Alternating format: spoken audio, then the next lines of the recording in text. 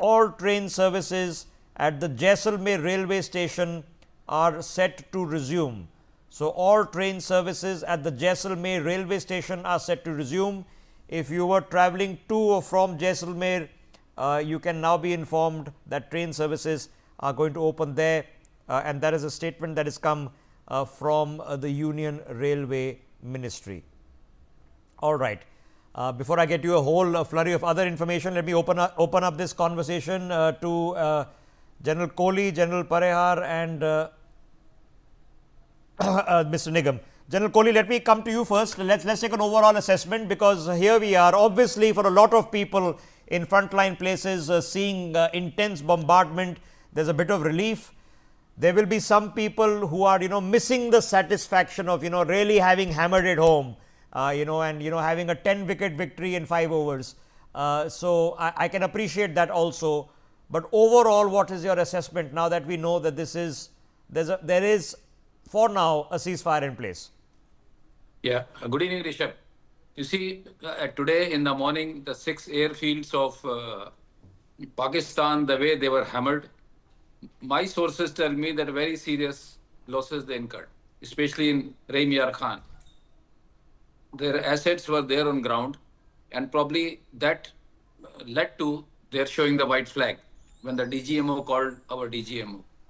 Purely from a military point of view, if you ask me, one of the principle of war is maintenance of momentum.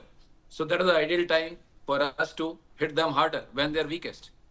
And somebody will say, only from military point of view, that you're giving them 2 days more, 48 hours to recoup and hit you back again.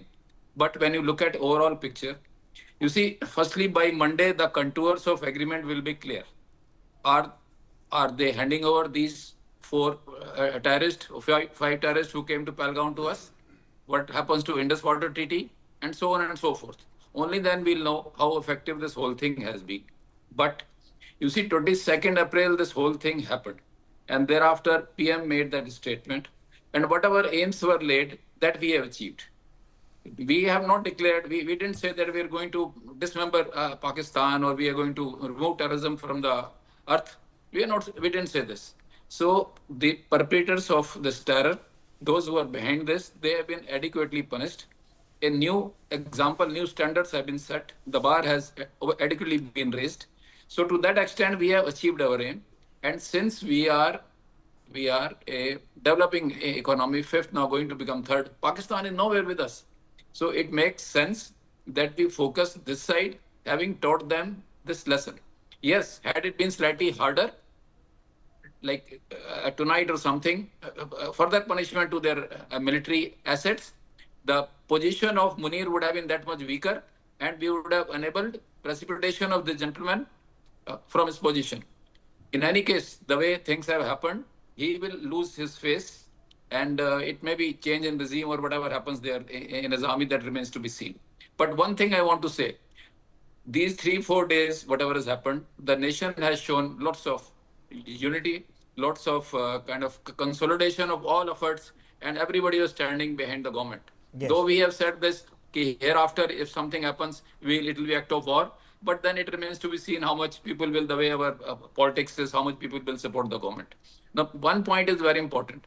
You see, few lessons have come out, which everybody should get loud and clear, military, government, and even the country. You have to be military, economically and military strong. Only then you will be respected.